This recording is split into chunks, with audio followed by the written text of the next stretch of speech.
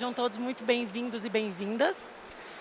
Vamos dar início hoje ao primeiro painel do stand Ideas to Move da ClearSale no VTEX Day 2025. Espero que todos aproveitem o conteúdo. E a ideia, ao longo desses 2 dias, é trazer para vocês conteúdo que realmente mova o mercado, com temas como gestão de risco, e-commerce, liderança e muitos outros mais.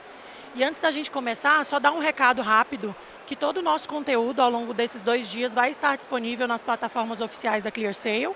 Então, dentro de poucos dias, acompanhe o nosso Instagram e YouTube, que vocês vão conseguir ver todo o conteúdo ao longo desses 2 dias lá, tá? Bom, uma apresentação rápida, eu sou Cris, trabalho na ClearSale há pouco mais de 3 anos. Sou atualmente gerente de Customer Success. E antes de passar a palavra para eles dois, é curioso, porque quando eu vi esse tema sobre liderança, foi algo que me chamou muita atenção, é algo que me motiva muito. E quando eu vi quem ia estar, Grupo Boticário e RD, que são 2 grupos econômicos clientes da ClearSale e quem eu admiro muito, que são líderes ímpares, daqui a pouco eles vão se apresentar para vocês também. Então, espero que vocês aproveitem o nosso conteúdo, sejam muito felizes por aqui hoje, tá? Bom, vocês dois, quero pedir que se apresentem brevemente, comentem a respeito do tamanho dos times de vocês dentro da operação de Grupo Boticário e RD. Bom, vou começar. Boa tarde. Muito obrigado novamente pelo convite, Cris, a Clear. Muito obrigado por quem está aqui hoje, enfim, ouvindo a gente. Quem está acompanhando aí na Clearcast também. Então, uma boa tarde. Eu sou o Bruno, eu sou o Head de Experiência do Cliente Digital na RD Saúde. Hoje eu estou à frente de 10 squads, né? No capítulo de negócio a gente tem 25 pessoas. E se for considerar todos os capítulos que estão dentro dessa squad, a gente passa de 100 pessoas. Tá? Perfeito. Muito bom, muito bom. Primeiro, obrigado, Cris. Obrigado, Clear, pelo convite. Estou super feliz de estar aqui. Um tema que me chamou a atenção e que eu gosto muito de falar. Acho que falar um pouquinho do meu time, mas para quem me conhece sabe que é um dos temas que eu falo mesmo no dia a dia. Bom, falando de time, é difícil falar nesse momento que a gente está no meio de algumas mudanças. Eu estava brincando, acho que com o Pérez mais cedo, falei, pô, vai ser difícil falar do time como está hoje, né? Mas hoje eu estou à frente do time de gerência de prevenção a fraudes de e-commerce, de todas as frentes ali de mono e multimarcas, né, do Grupo Boticário. Hoje a gente tem 8 pessoas ali no time com essa visão aqui para esse site. Perfeito. Bom, então, para abrir essa edição, finalmente eu vou falar o tema para vocês. Como liderar times de e-commerce de alta performance. Acho que é um tema muito recorrente e importante para a nossa realidade, para os nossos dia a dia, pensando que a tecnologia é importante, mas eu acho que nada substitui o capital humano. Então temos, como ele se apresentou, Guilherme Stadler, gerente de prevenção à fraude no Grupo Boticário, e Bruno Costa, que na verdade é Bruno Alegria, porque ele é feliz até no nome, que é head de canais digitais na RD Saúde. Então, vamos lá começar o nosso papo? Queria fazer uma primeira pergunta para vocês, trazendo um ponto que foi muito importante, trazido na NRF. Para quem não sabe, a NRF é a feira do varejo que acontece há mais de 100 anos em Nova York. E lá foi muito comentado sobre a ideia de que um time bem treinado é o novo diferencial competitivo no e-commerce. Como isso se traduz na operação de vocês, Gui e Bruno? Bom, vou começar de novo aqui então. Eu concordo muito com tudo isso que foi falado. Na RD, a gente tem, de fato, esse lema, né, de pessoas certas, pessoas felizes e pessoas bem treinadas. As pessoas certas a gente começa na seleção da pessoa. A gente segue um lema que, na verdade, não é nosso, não é de autoria própria, é do Demi Meyer. Ele tem uma rede de restaurantes em Nova York e ele fala sobre as pessoas 51%. E a gente leva muito ao pé da letra na hora da seleção. A pessoa 51% é aquela pessoa que tem o hard skill e o soft skill, né? A pessoa que genuinamente gosta de cuidar e de lidar com pessoas, a gente procura perceber isso durante o processo da entrevista, e isso acaba sendo mais importante para a gente do que o soft skill ali, que é a parte técnica, as ferramentas que ela conhece. A gente acredita que isso dá para a gente desenvolver, dá para ensinar ao longo do tempo. Então, a gente já começa na seleção buscando o que a gente considera como pessoas certas, que venha com esse propósito de cuidado de pessoas. Então, esse é o primeiro ponto. As pessoas felizes a gente poder proporcionar para essas pessoas um ambiente de trabalho leve, um ambiente de trabalho saudável, entendendo a individualidade de cada um e convidando para que eles possam fazer parte de fato do negócio, entendendo cada nuance de negócio e dando propósito de fato para cada atividade que é feita, né? E aí o treinamento é ensinar as pessoas a mexer desde as ferramentas, que esse é o mais básico, mas de fato fazer uma imersão dentro do negócio, entender o que é um P&L, o que são aquelas sopas de letrinhas que o pessoal tanto fala, né? De churn, de CAC, enfim, e como tudo isso está entrelaçado, qual o efeito de cada linha dessa, como que isso mexe de fato no negócio e principalmente como que a sua atividade faz a diferença no negócio como todo. Então, esse tripé é o que a gente usa na RD ali para ter as pessoas certas, felizes e bem treinadas. Perfeito. Boa, boa. Acho que a gente podia estar só em um de nós dois aqui hoje para falar. Acho que vai ter algumas respostas aqui em comum, mas acho que mostra mesmo, né? Qual que é o segredo para mim? Acho que tem duas frentes que a gente tem que ter. Acho que a primeira é cultura. Se a gente tiver uma cultura, né, de alta performance, sim, e acho que as pessoas às vezes misturam, né? Pensam, pô, a alta performance está muito ligada a não ter um bem-estar, a como, né, não viver bem, pô, trabalhar e num trabalho excessivo, mas eu acho que não. A gente consegue muito bem, né, conectar alta performance com a cultura, como a gente faz isso de uma maneira leve, de uma maneira que seja construtivo e que a gente gere, né, essa relação de crescimento, confiança, tanto pessoal quanto profissional. Então, acho que a gente trazendo, e aí começa mesmo nas entrevistas, né? Você tem que entender. O primeiro ponto, acho que a pessoa tem fit com a nossa cultura? Será que vai ser a pessoa que vai chegar e vai somar? Não é a pessoa que vai chegar para, talvez, criar, né, algum ambiente não tão positivo? Tem, né, acho que é o livro da Regra Não Ter Regras, da Netflix, não sei quem já leu, fala um pouquinho, né, de performance média. Às vezes a performance média, ela pode inclusive atrapalhar, além de não ajudar, porque acaba influenciando junto com o time, com outras pessoas. Então acho que quando você consegue conciliar um time que tem uma alta performance, que consegue ter uma relação de confiança, de transparência, de conexão entre eles, acho que aqui está o segredo mesmo para a gente evoluir e avançar como time. Legal. E o Bruno comentou sobre essa teoria do 51. Como líder, eu sempre falo, inclusive ela vai estar aqui hoje, a Cristina Junqueira, CEO do Nubank, e ela fala muito sobre o papel, a importância do autogerenciamento. Ninguém pode te ensinar a ter brilho no olho, ninguém pode te ensinar a ter tesão, vontade de fazer, vontade de executar, isso é muito bom também. Bom, tanto o Grupo Boticário quanto o RD Saúde operam de uma forma omnichannel. Vocês têm operações físicas, operações online diversas, né, inclusive com franquias, como é o caso de Boticário. Como que as equipes de vocês estão preparadas para lidar com essa realidade de uma forma fluida, entre o físico e o digital?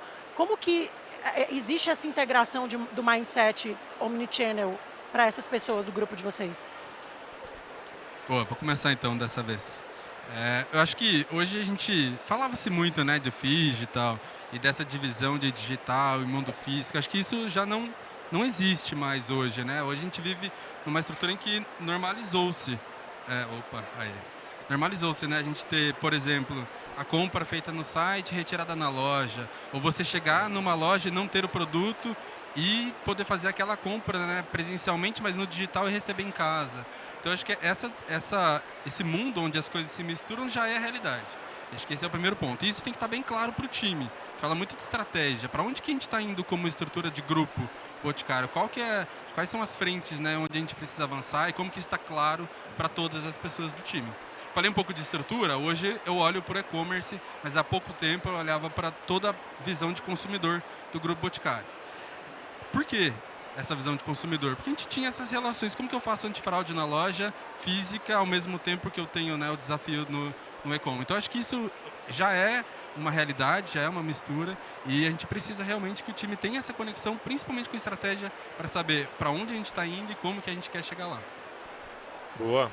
E é um complemento, na verdade, aqui, né? É o que eu vou dizer. Acho que essa estratégia de omnicanalidade é sempre um grande desafio. Eu imagino que para quem tem franquias deve ser talvez ainda maior. A gente está com 100% de lojas próprias, né?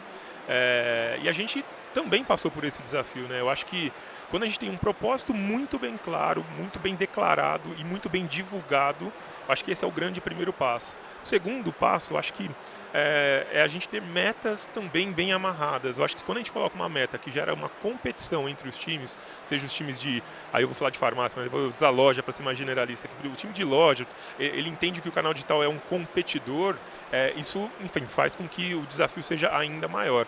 Então, assim, o propósito claro, as metas muito bem amarradas para que seja um ambiente de cooperação, de colaboração, é o segredo do sucesso, porque daí todo mundo começa a ter aquele espírito de cooperação e isso faz toda a diferença. Hoje o nosso principal diferencial é a nossa farmácia, que faz, primeiro, eles atendem 98,5% dos nossos pedidos saem através de uma farmácia. Os outros 1,5% saem através de um CD, ou seja, está na ponta, né? Se esse pessoal não tiver engajado, não só com o propósito, mas também participando das mesmas metas, eles viram competidores. E a gente conseguiu reverter isso, e hoje a nossa principal força de digitalização são os nossos mais de 55 mil colegas que estão espalhados pelas farmácias. Ele é quem digitaliza ali o cliente na hora que vai fazer uma compra, na hora que vai... se vocês são clientes, eu acho que provavelmente vocês já foram perguntados se você tem o app, você quer baixar o app, você tem as suas ofertas exclusivas, você consegue descontos melhores. Então, é a nossa principal força de digitalização hoje. Eu acho que para quem faz campanha de app install, sabe quanto custa caro e tem uma conversão muito baixa. O nosso já é orgânico e aí acaba sendo feito direto no balcão ali pelos nossos colegas, porque de fato, quando eles fazem uma venda, aquela venda é da farmácia, isso entra para as metas deles, eles entendem a importância disso para o todo, para o ecossistema. Então essa clareza de ideias e de metas e resultados, eu acho que isso tira bastante da complexidade ali da promoção da omnicanalidade. Isso se traduz muito, não sei quantos de vocês deixam metade do salário em farmácia, eu deixo. Inclusive, obrigada por isso. Obrigado também. E Boticário, todo mundo compra todo o 13º de presentes também, né? Até para quem não merece. Mas eu acho legal essa coisa da omnicanalidade, porque de fato é isso, existe uma competição saudável, né? Você vai na loja e aí você usa um sabonete facial e a pessoa fala, não, compra pelo app, que tem um preço melhor, mais competitivo. Ou você vai no Boticário, você tem cadastro no nosso programa de fidelidade, pontua. Então, existe essa experiência muito preocupada, que até outrora eu acho que se viam como competitivos, né? E não faz o menor sentido. Bom, entrando agora no universo da fraude, que é o que nos compete no dia a dia, como que vocês capacitam os times de vocês para estarem um passo à frente, atualizados no que diz respeito às tendências de fraude? E se existe algum tipo de treinamento que as empresas de vocês promovem, alguma coisa relacionada a treinamentos periódicos, como que o time de vocês é capacitado para isso? Bom, você sabe que a gente está juntos no dia a dia, né, Cris? Eu acho que o primeiro grande passo para a fraude é um letramento interno sobre a alta liderança para entender que fraude não é só olhar para o chargeback. Você tem que olhar para o custo da ferramenta, junto com o custo das pessoas que estão dedicadas para fazer isso, junto com uma taxa de reprovação / aprovação, e esse montante é o seu principal indicador ali da saúde da fraude, né?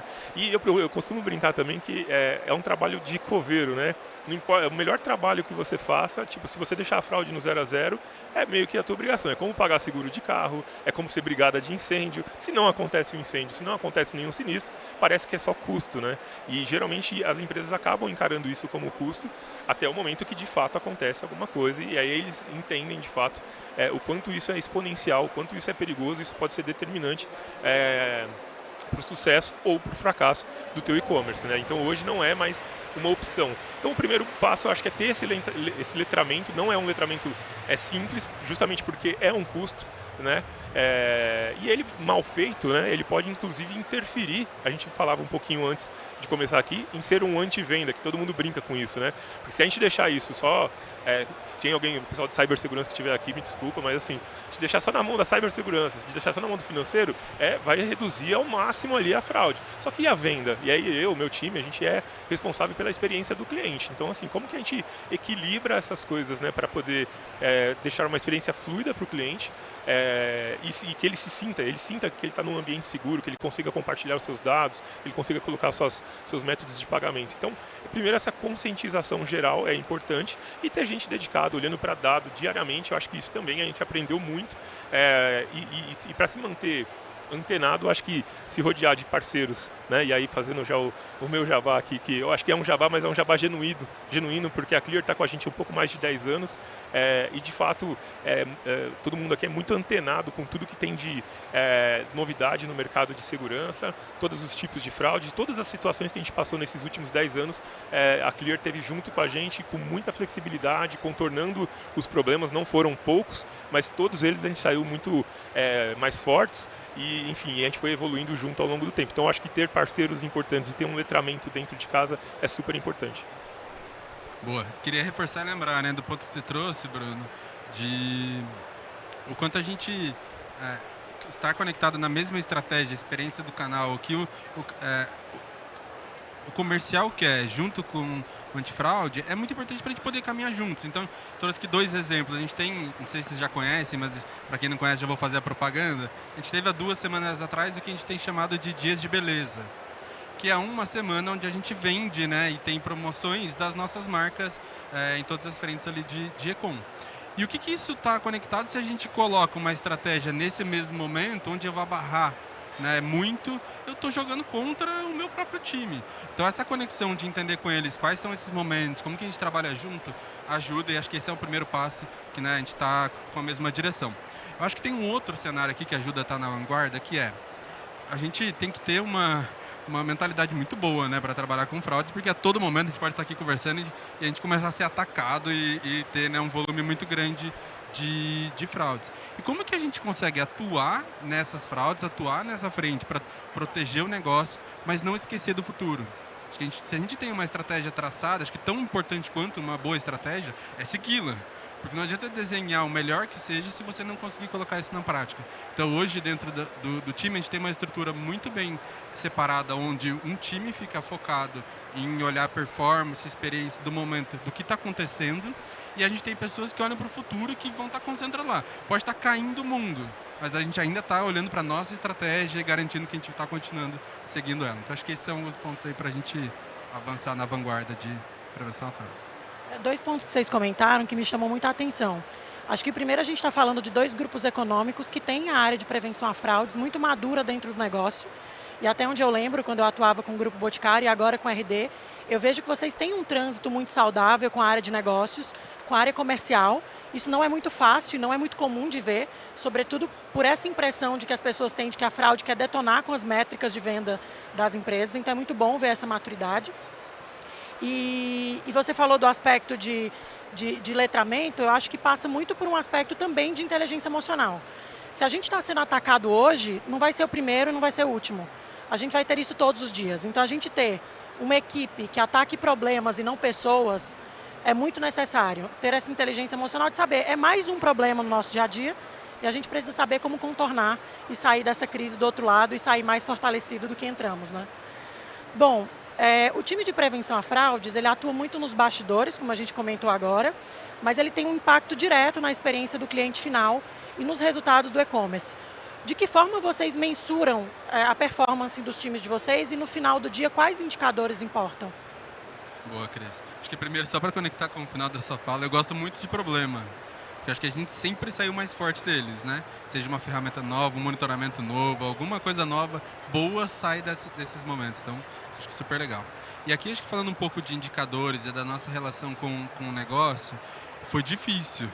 É uma construção que não veio, né, de um dia para o outro, com muita resiliência, a gente muito conectado com eles. E hoje a gente tem uma relação quase que diária, entendendo como que antes a gente tinha, né, os indicadores de prevenção à fraude, a gente olhar a aprovação, olhar chargeback, olhar para o custo. Hoje a gente tem isso dentro dos indicadores do negócio. Então quando eles vão olhar para como foi uma semana, como foi a semana de dias de beleza, como eu trouxe, isso está lá dentro deles já.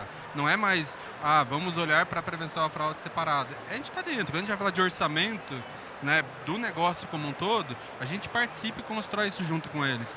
Então acho que essa co-construção, esse objetivo em comum e esse relacional que vem de uma construção diária e de ter essa possibilidade de entender para onde que eles vão, qual que é o nosso próximo grande avanço, né? Isso faz com que a gente continue trabalhando em conjunto e que essa experiência omnichannel e fraudes junto ao negócio também funcione melhor. É isso, eu concordo e assim, para nós, eu acho que talvez não seja nem tão diferente do grupo Boticário. A gente tem um ticket médio muito baixo, né? Então, geralmente, falar de fraude, onde você tem que fazer um duplo fator de autenticação, ou tem que responder um grande cadastro, como se você estivesse fazendo um financiamento imobiliário para comprar uma aspirina, é mais delicado ainda. Então a gente trabalha, de novo, com muita recorrência, a gente conhece os nossos clientes, então a gente tenta ajudar, né, esses clientes que são clientes recorrentes a ter menos fricção durante a jornada. Então a conversão, eu acho que de cada uma das etapas, então assim, eu poderia fazer um login ultra à prova de bala? Poderia, colocar com reconhecimento facial e tudo mais, mas é justo com a pessoa que quer comprar aspirina e quer receber em 30 minutos para passar a dor de cabeça?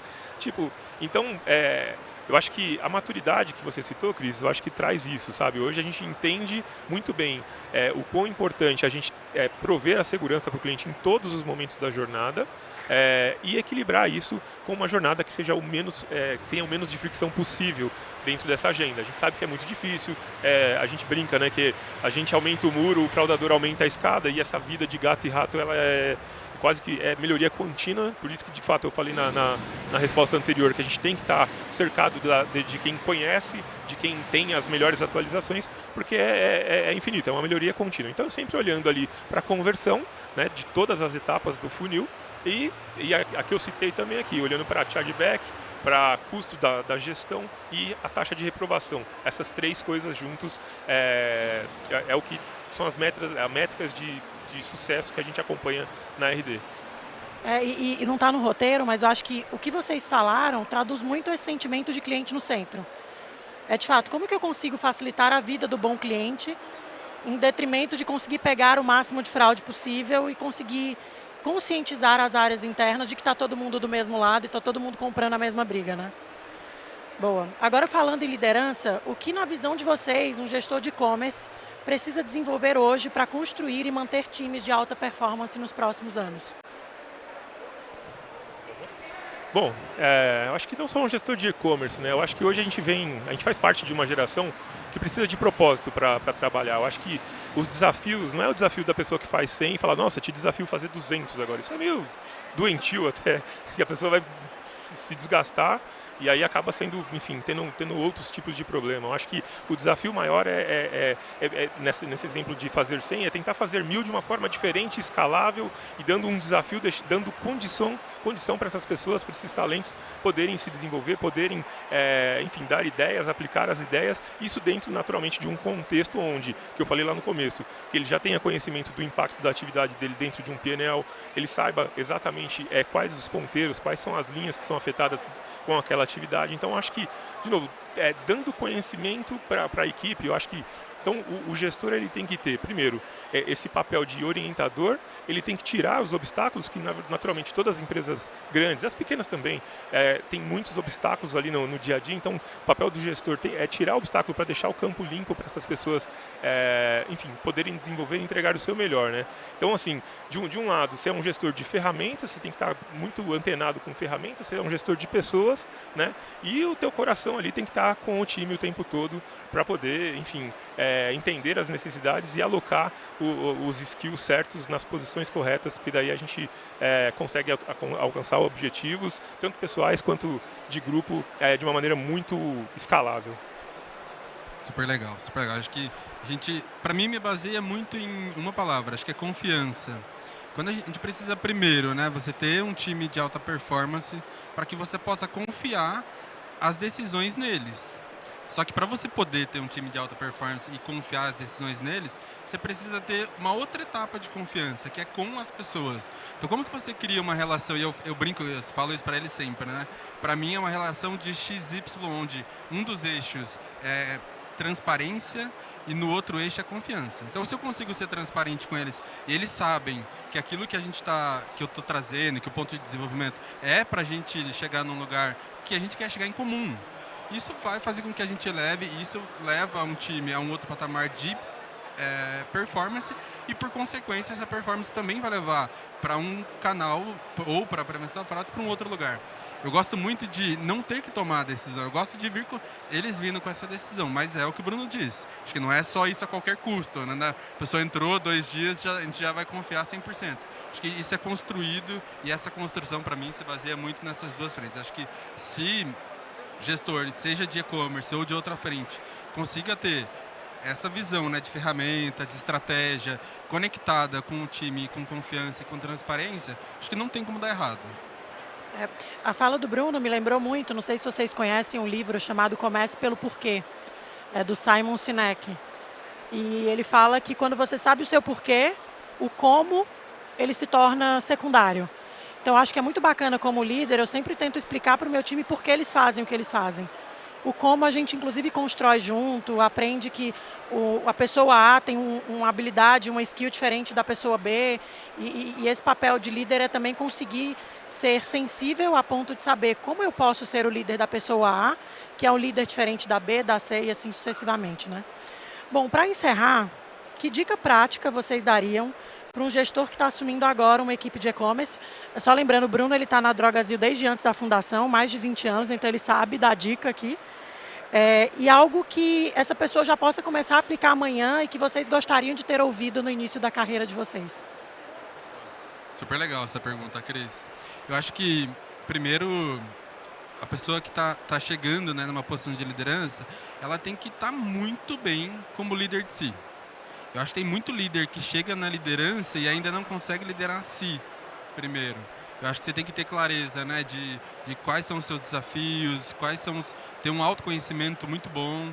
Então, acho que antes de pensar, vou liderar outras pessoas, faça essa autorreflexão, né? Será que eu estou me liderando? Será que eu estou com uma visão estratégica? Será que eu estou olhando para as pessoas como uma pessoa mesmo? Pensando na vida daquela pessoa? Acho que eu gosto muito de pensar nisso, né? A gente não tá, nenhum líder não está ali só com o propósito de, né, ajudar a empresa a chegar na estratégia dela. Você também está com o propósito de ajudar as pessoas a chegarem nos objetivos deles. Eu acho que isso é muito importante para um líder. Então, acho que se como o primeiro líder estiver com essa visão de, eu quero subir, eu quero chegar em algum lugar, mas não tiver com essa visão de pessoas, acho que esse é um primeiro ponto que eu queria atuar. E o segundo, acho que é um pouco do que eu falei na última pergunta, né? Crie essa relação com as pessoas que você tem. Acho que não necessariamente precisa ter uma relação de confiança e transparência com os nossos liderados ou com o nosso líder. Você pode criar isso pro lado, com outras pessoas. Acho que tendo isso, os 90 primeiros dias, né? Eu lembro bastante dos meus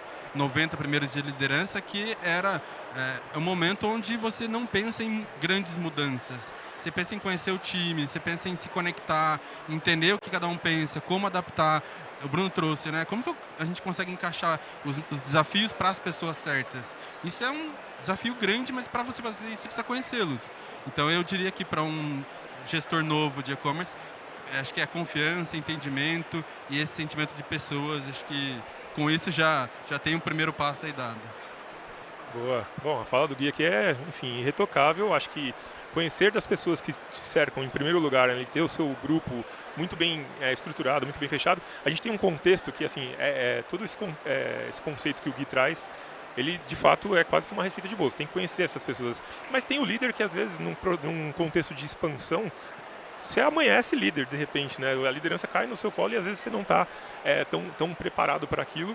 Mas eu acho que vai por esse caminho. Eu acho que conhecer, primeiro, as pessoas que estão contigo, conhecer a operação. Eu acho que é super importante. Lá a gente tem bastante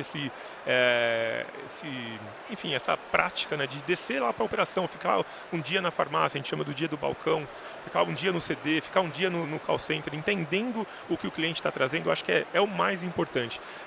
Aqui eu acho que todos os estandes aqui estão oferecendo ferramentas maravilhosas que dão super resultados. Tem uma que é grátis, que é ouvir o teu cliente, assim, é de graça. A gente faz isso pelo menos com mais força, né? Há pelo menos uns 12, 13 anos, foi depois da fusão. A gente tem um NPS de 90%, é um NPS muito grande, mais 90 a mais, né?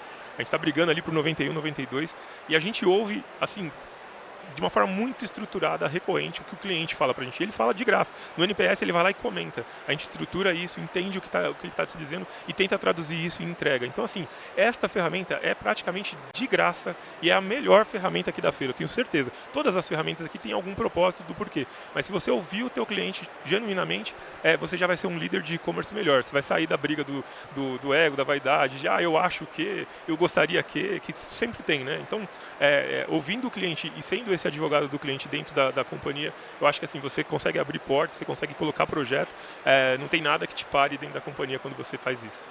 Perfeito. Bom, contribuindo um pouco também na minha visão, eu penso que a liderança passa por 2 aspectos, né? O primeiro, comunicação não violenta. Eu acredito muito que o comunicar-se, ele é uma arte, e ele é uma arte aprendível, ensinável, desde uma simples troca de e-mail até uma reunião onde você escuta o outro genuinamente, onde você se importa com o problema do outro. Inclusive, eu lembro, uma vez eu dei para uma liderada minha um livro sobre comunicação não violenta, ela falou, mas você está me chamando de violenta? Eu falei assim, não, eu estou dizendo que ninguém é tão bom que não possa ficar melhor ainda. É uma ferramenta muito necessária no dia a dia, né? E o outro ponto que eu falo sobre liderança também é não ouse pensar que você sabe de tudo.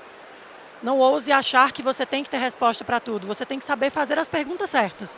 E talvez seja por isso que você está nessa cadeira. Porque você sabe perguntar melhor do que a pessoa que está no seu time. Que está na ansiedade de resolver o problema e te enchendo de pergunta. Para que você tenha todas as respostas. Você não vai saber, né? Tem gente do meu time que me pergunta alguma coisa e eu devolvo. O que você faria no meu lugar? Talvez você já saiba o que tem que fazer. Você não está seguro para fazer. E ser líder também é ensinar os liderados a tomarem risco, em alguma medida, né? Ainda mais no nosso segmento, né? Que eu costumo brincar que quem não está confuso não está bem informado. Porque, assim, toda hora mudando se você está bem, você está no lugar errado. Se você... Boa. Bom, Gui, Bruno, muito obrigada. Ficamos por aqui. Espero que vocês tenham achado os insights desses 2 queridos muito valiosos. Reforçando que todo o nosso conteúdo dentro de até uma semana vai estar disponível no nosso Clearcast, podcast da ClearSale. Quero só pedir a gentileza de não esquecerem de deixar os fones ao final. E muito obrigada pela presença de vocês todos, tá? Valeu, turma. Obrigado, pessoal.